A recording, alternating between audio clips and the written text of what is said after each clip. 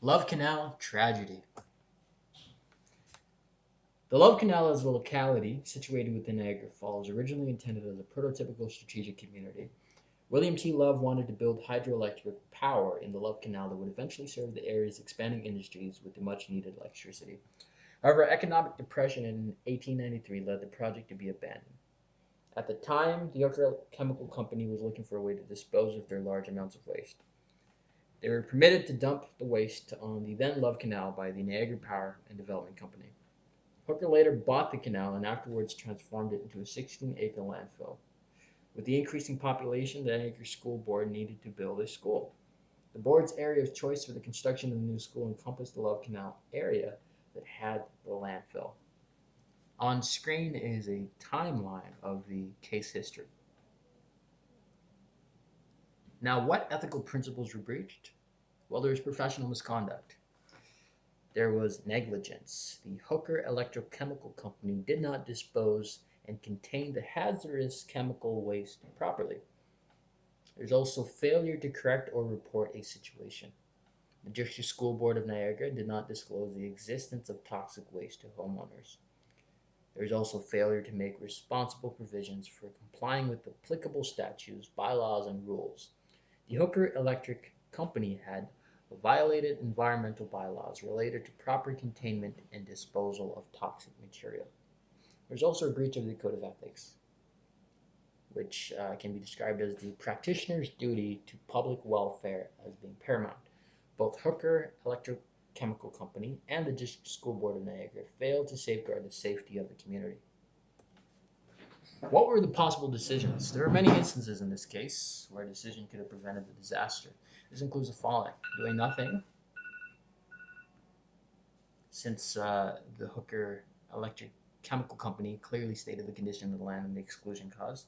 They could have fixed and contained the chemicals, but it's also the school board's responsibility to report and escalate the situation to appropriate authorities. Safety should be the overriding priority when making decisions.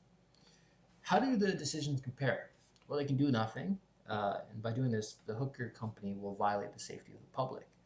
The corporation will be charged, as we've said before, with negligence, since public welfare is paramount in this case. They could fix and clean the chemical waste. What they should have done is properly shut down and turn over the canal to the District School Board of Niagara. Another option was full disclosure of the toxic waste and its existence. The District School Board of Niagara should have fully disclosed the existence of the chemical waste to homeowners.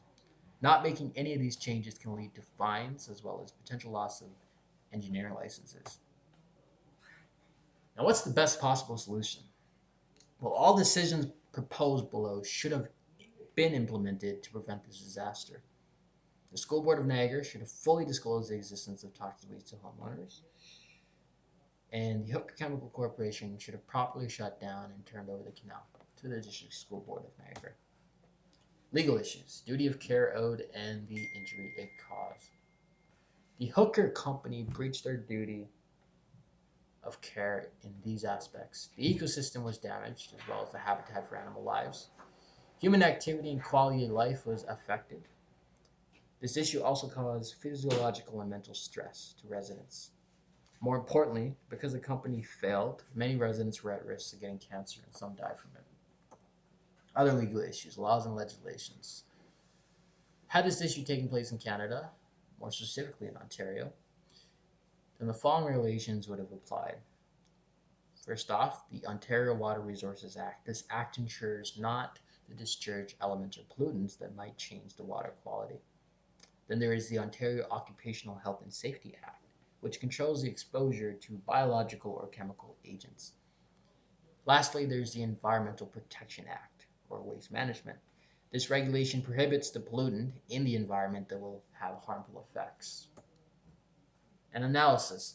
In this case, the plaintiff was the public, as well as the state of New York. And the defendant, of course, was the Hooker Chemical Company. This case is a strict liability case in which the Hooker Company failed to clean up their dump site, which caused tremendous damages to public health, loss of property. There were birth defects, people experienced psychological issues, and emotional distress. Therefore, the defendant owed a duty of care to the plaintiff. Legal issues continued. Damages recovered from the defendant and other litigation. As a result of the injuries caused by the hooker company, they are liable to pay $59 million on cleaning up the site and removing toxic elements. They had to relocate the residents who lost their home.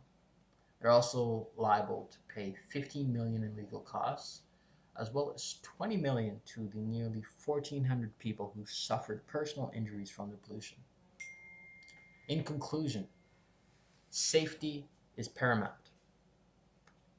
Engineering concerns the safeguarding of life, health, property, and the economy. The Hooker Chemical Company should have cleaned up the property before selling it to the state of New York. Although the damages caused by this plant cannot be undone, they should have made sure to compensate the innocent victims that were affected by this disaster. The state of New York should work hard to ensure that this tragedy does not repeat itself in the future. And in addition to this, they should implement harsh regulations to those who fail to comply with environmental acts and regulations. We're excited. Thank you.